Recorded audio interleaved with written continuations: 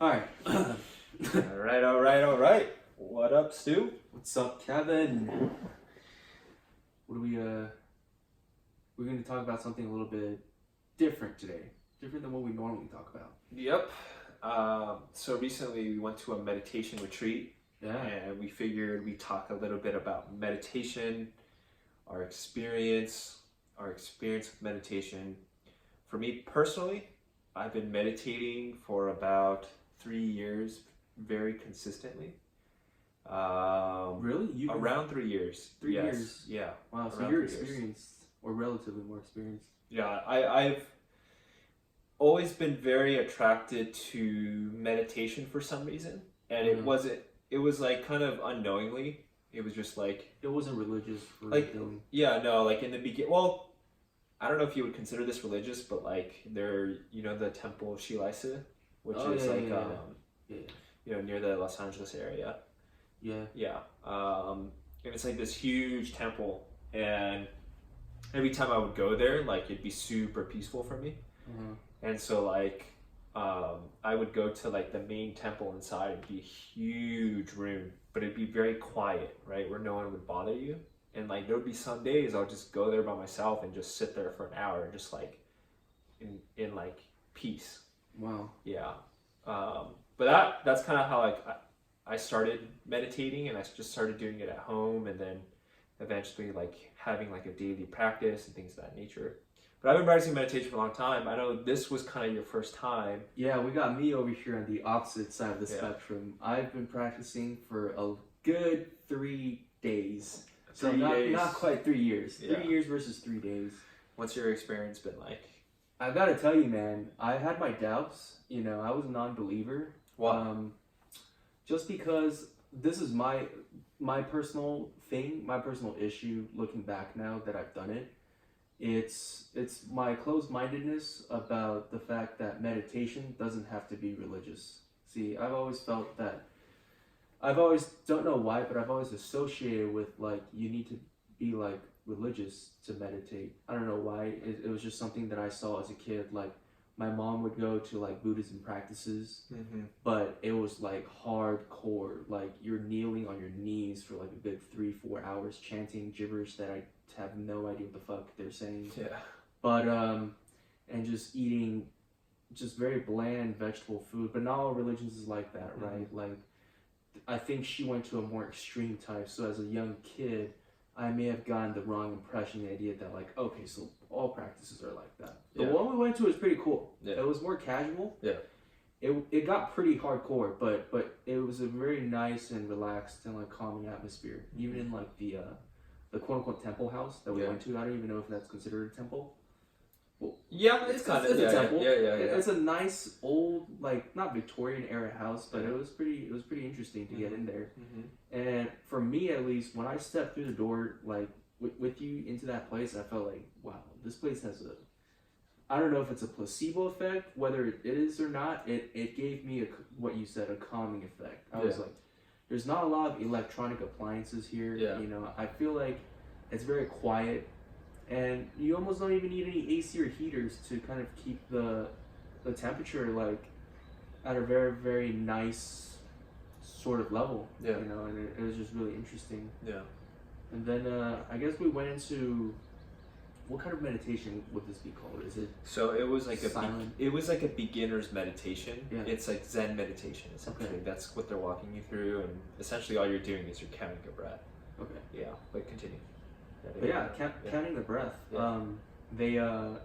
They had us form a circle, like because it was a group of people.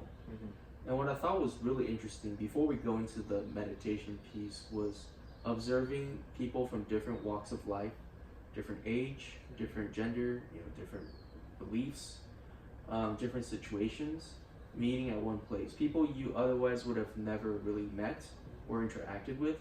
We're now in sort of like a social contract of meditating together. And I gotta say, like, seeing the reasons why people come to meditate was pretty eye-opening for me. There was I think a lady that was dealing with like a family member that was dealing with stage 4 cancer or something like that, or another member where he literally was just tired of using a phone app for meditating, and he wanted to try out something a little bit more more organic, so to speak. So, and me just not knowing what the hell I was doing, I was just coming here just to meditate for the sake of trying something new, right? And I thought it was really interesting seeing everyone's different take and not expectation, but everyone's sort of mindset coming into this meditation. And then we basically, the instructor sat us down and we were forming a circle. And then just even teaching you how to sit in a way that's comfortable for you was really interesting.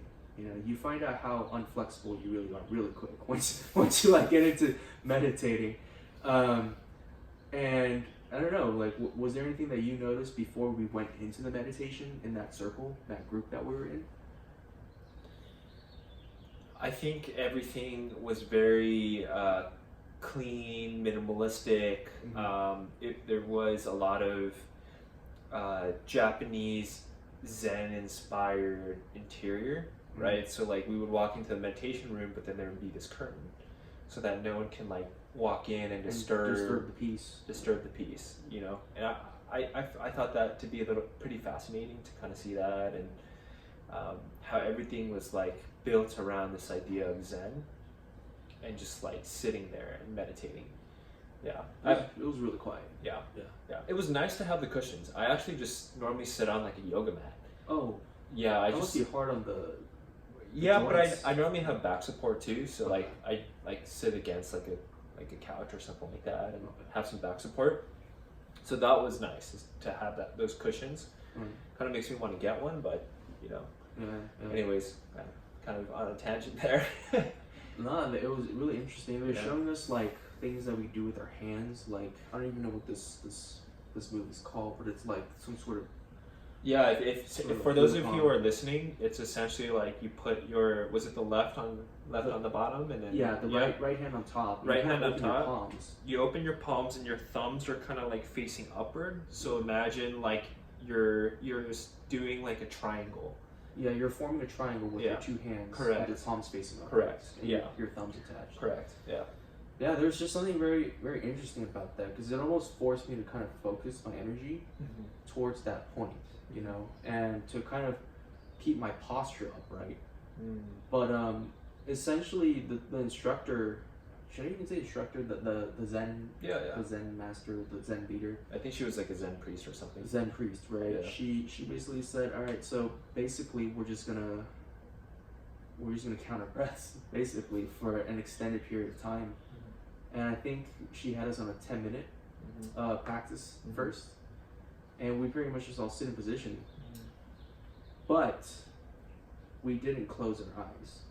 That to me was really interesting, because I thought going in, oh, you would just close your eyes and just breathe, but she had us keep our eyes open, and we're not really looking at anything. You're just kind of, I'm so not used to that, like just looking out and just zoning out, just blank stare. You're not really trying to look at something, your eyes are just open. It's a really, really weird, it was hard for me to acclimate for the first minute, because my eyes are just like wandering all over the place, like, okay, like I need to focus on something. But then after a while, the breathing, if you're consistently counting and doing extended long breaths, you really quickly get out of that, like, I need to search for something mindset. And then the weird part for me was a minute felt like an hour to me. I'm gonna be honest. Like, although it was 10 minutes, it honestly felt like 10 hours for me in that meditation session. I don't know if you felt that. Maybe you're more experienced, so the time flew by quicker. But for me, like, about 2/3 of the way through, it could be more or less, but I felt like the room, this is gonna sound really metaphysical or like some crazy like psychedelic shit, but I kid you not, like I felt like the room, the entire room and everyone around me went blank. Like it went white for a split second. Have you ever seen like the Matrix movie where like Morpheus is talking to Neo? Like he's like, you are now in the Matrix, basically. Yeah. And they're in this open white space. Like you don't see anything or anyone. Everything is completely zoned out. It's just you in the openness of this white space. And I just thought, that is so weird. Like, am I out of my mind or something? Am I like tripping out? But then the initial temptation for me was to kind of, all right, snap out of it, snap back into reality. But then I kind of pondered a little bit more because it was still there, and I was just like, all right, just instead of trying to fight it, or instead of trying to have any expectations of what you think meditation should be like, just accept it, just observe it. Don't try to confront it, don't try to manipulate it, don't try to overthink it, just accept it. And I think that to me was the coolest thing as a newbie like meditator, was like learning to let go of everything for in the moment, just not thinking about anything in that moment. Is hard, man. I don't know how you guys do it, the people that meditate a long time, but like being able to get into a place in your head where you are able to empty your thoughts or not even think about thinking about a thought is so hard. It's super, super hard. Yeah, it's definitely not normal, especially in today's generation where it's so easy to access information, right? It's so easy to entertain yourself. Like, it's unlimited, right?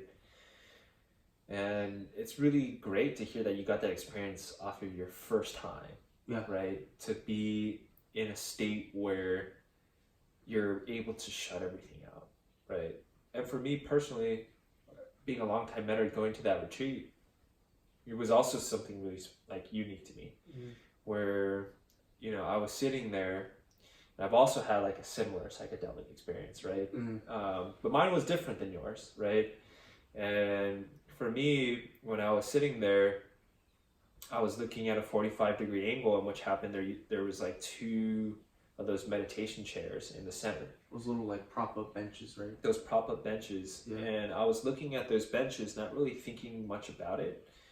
And then as I like kind of stared off into space, the paths just started to like thin and then like disappear and then like reappear. That's like kind of what happened first. I was just assuming that like I was just phasing in and out, right? Okay. But my eyes were still open, right? Okay. And then at that point, when I started to see that happening, I was like, well, like, what's happening? Like, am I going blind or something? And I started freaking out. And then I kind of was just like, you know, just let this happen, kind of like you described. Yeah. Then I just started to see purple polygons with lines. They're kind of like just like lines, and they're expanding from that center point. Like this. Yeah. So you felt like this sort of violet radiance coming from that bench. From that bench. And then it just continued, right? And then like I would be freaking out, and then it'll kind of like dim. But then for some reason, like it just kind of stayed there. And then my eyes got really watery, and I just like a tear came down my right eye after that happened, like towards the end of it. Yeah. And then that's how zoned out I was. I was sitting right next to you, and I had no idea that like tears were being shed. Yeah. Like, I think everyone had their own like little moments. For sure. It was very special. What do you think of the group setting? Like, do you feel like, because normally when you meditate, most people, they're meditating on their own. But do you feel like for you, because you've done both, like meditating in a group has a special, unique property to it, a unique power to it? I think so, because when you're with other people, there's something special about setting that intention together to be in the moment. Right. Versus like when you're alone, I feel like you tend to think more to yourself than when you're with other people. Right? Like when you're in the presence of other people, you're like either thinking about other people or you're engaging with them, right? You kind of have to put an effort to kind of just like zone them out, right? And I think because we were in that situation with like these other people, and the intention was just to meditate, there was almost like you said, like a social contract or social pressure, where we're like all trying to be really peaceful. It's really ironic because when you're in a group of people, the natural inclination is to socialize. But we were put in a situation where you are supposed to do the exact opposite, which is just not be antisocial, but just cut out any and all form of communication and just be quiet. It is very hard being in a room with a bunch of people sitting in a circle, eyes open, not necessarily staring at each other, but just not talking. I'm not talking for like 10 minutes. There's something actually pretty, it was hard to describe. But you've been meditating a couple of days after that? I have, so 3 days. Like 3 days in, and I would say it wasn't quite as powerful as that first day. There's something about doing it in a group, for me at least, that like gives you that social contract, that social construct to sort of really channel your energy and be very focused. Yeah, I hear you.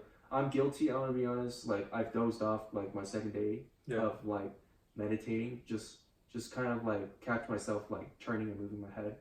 Just because of like stiffness or whatnot, or just like readjusting my body way too much. And not being still. And I think for me, like, because I got lower back problems and like a tight hip. And like not having people around to kind of like just like, you're gonna be still. Right.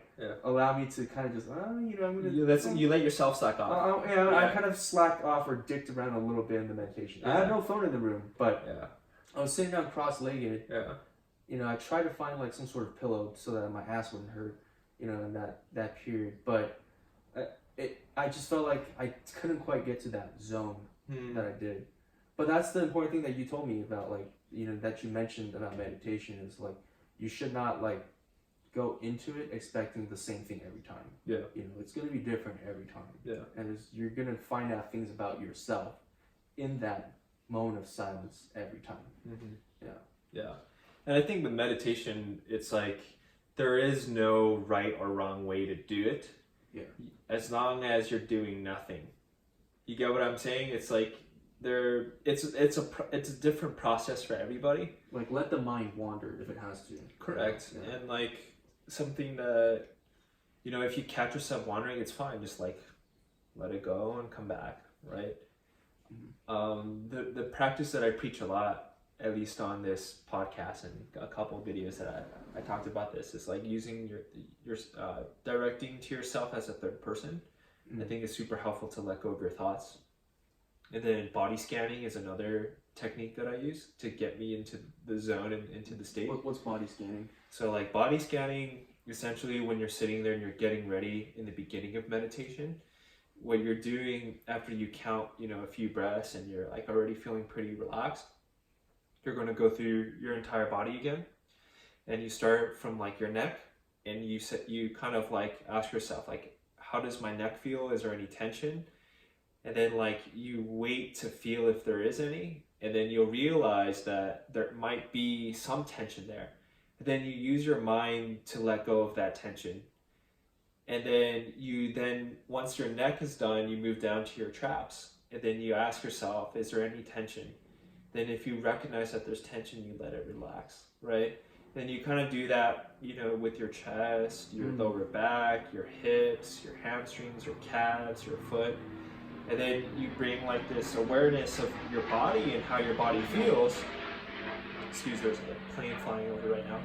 But you kind of just observe how your body feels. And for some reason, that exercise helps me be really, really present in, like, if I do that right before meditation, it's a lot easier for me to stay present, right? Wow. And especially when distractions come up, I then just, for example, let's just say like, oh, my nose is itchy, or I feel like I have something in my ear, or my neck is itchy, and you want to scratch it, but you don't want to like get out of the state, right? Right.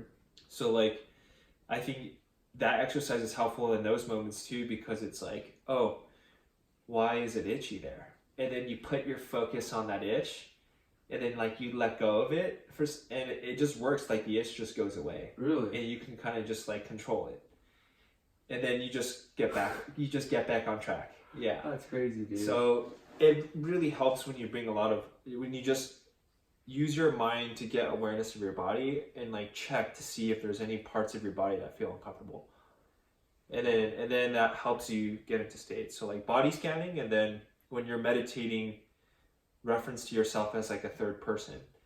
So when you come up with thoughts, it's like, oh, Stuart's thinking about this again. Oh, Kevin's thinking about this again.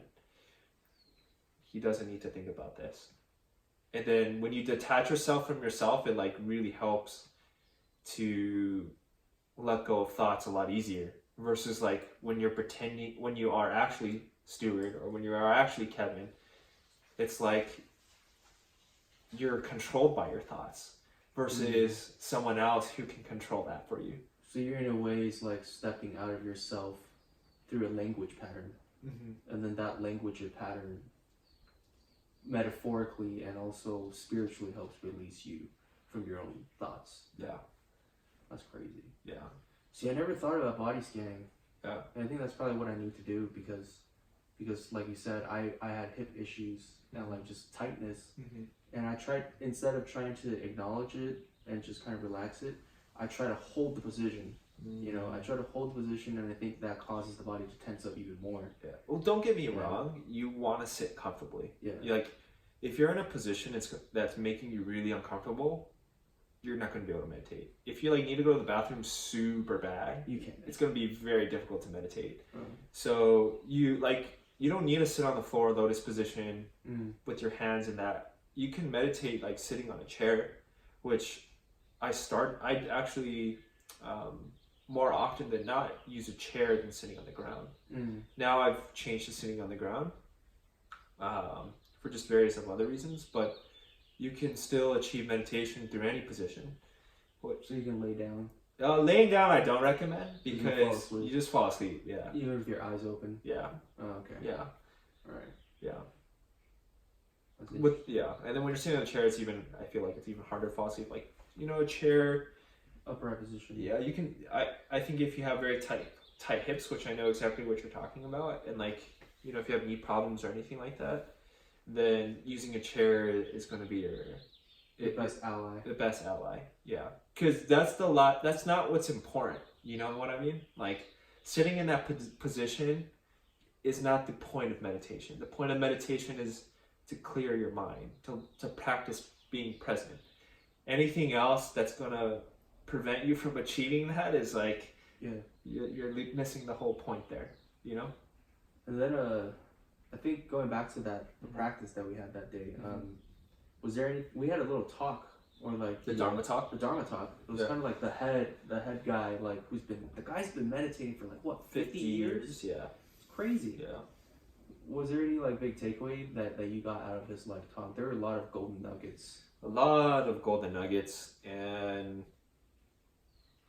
I think the biggest takeaway that I had was when he talked about the dualistic mind, and how it's the dualistic mind that causes our suffering, and it causes us to think that we're separate from each other, right?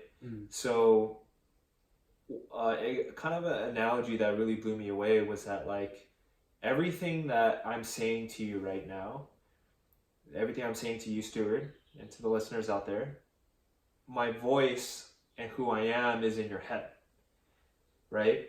And all of this information that you're processing, all of this audio that you're processing, where is it real to you? In your head, right? So if I'm essentially becoming a part of you, right? Not separate from you. These words and these ideas and these opinions and these viewpoints that I'm sharing with you are essentially becoming a part of you. You internalize and interpret that, and that happens inside of you. But this existence that I am now is actually one with you, not separate from you, right? But what you control is how you respond and how you interpret it, right? And so he kind of like talked about the dualistic mind and how, like, we in meditating, we're coming back to one, not two. Dual stands for two, right? Two equals separation. There's one thing and there's another thing.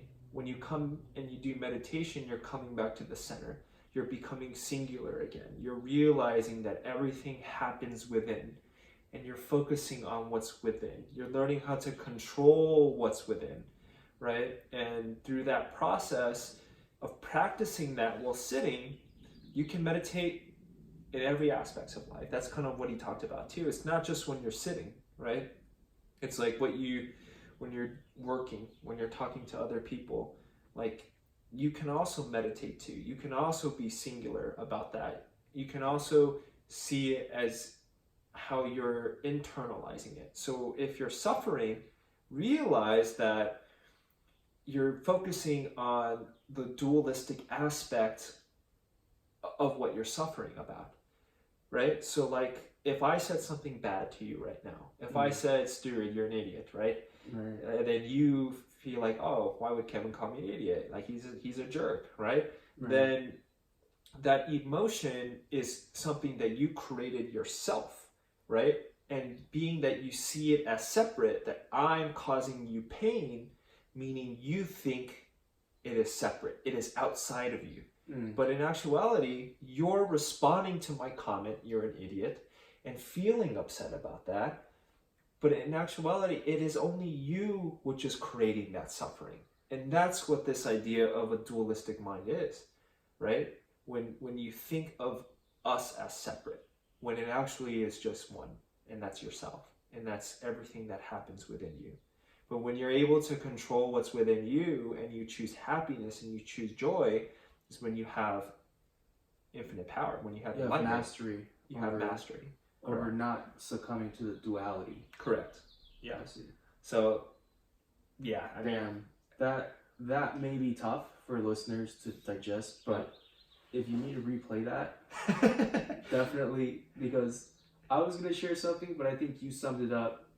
Part of what I was going to share in a more poetic and even more thorough way, which is we choose to interpret things how we want to interpret it. No one is the decider for you of how you interpret things. Correct. And like a way to say it would be, life is not about what happens to you, but more so about how you respond to what happens to you. Absolutely. Because you cannot control what happens to you. We can't. Correct. But you have 100% control over how you respond to what happens to you, which is the self. Correct. Which is the study of, I guess, the whole Zen Buddhism thing, which is the study of the self. Absolutely. Any call to action for the listeners? Practice breathing. Practice counting your breath. Yeah. That's the best way to start. That's your challenge. Yeah. Count. Just count. Spend 10 minutes a day counting your breath, 1 to 10. If you lose your count, start back at 1. With your eyes open. So sit in a still, quiet place where there's no distraction. Put your phone, put all electronic devices away. If you need to stare at the wall, the ceiling, the sky, the pool, the window, whatever it is, even the mirror, like anything that you can look at, but just be still and just count your breath for 10 minutes. That's the challenge we want you guys to try out and see what you experience for yourself. Absolutely. Thank you guys for listening. If you enjoyed this episode and would like to learn and know when we share our next episode, hit that subscribe button or hit that bell icon if you like to get notified. And if you're listening on the podcast, leave us a review. It helps us find more listeners like yourself. It's kind of the way we get discovered on the podcast platforms. Anything else to add, Stuart? Breathe. Practice breathing. Yes. And we'll see you next time. All right. Thank you.